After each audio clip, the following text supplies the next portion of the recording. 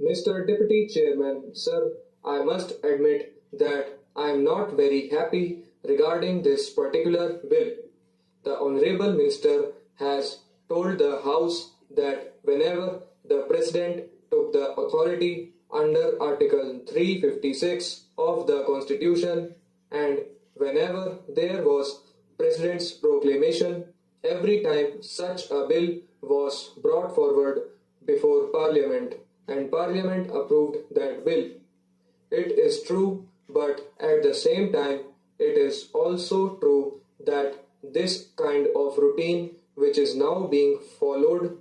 from time to time, is creating a situation in which Parliament, which is given a very important function under Article 356 of the Constitution, is divesting itself of that function. In order to fully appreciate, sir, the significance of such a move, it is necessary to go into the history of this sort of powers that were conferred on Parliament by the Constitution in the past.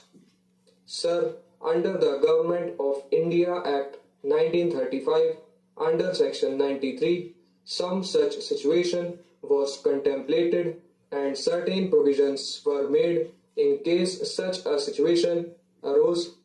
either at the center or in some of the provinces as they were called at that time. At that time, it was decided that the Governor General should have both the executive as well as the legislative power in his hands in case such a situation arose either at the center or in the provinces. Now, the framers of the Constitution have not accepted that particular formula when our Constitution was framed and have definitely made a distinction between the executive power and the legislative power, and they have stated that as far as executive power is concerned, the President can straight away take these powers into his hands through a proclamation, but as far as legislative powers are concerned, these powers vest in Parliament. The Constitution provides that Parliament in its turn might delegate these powers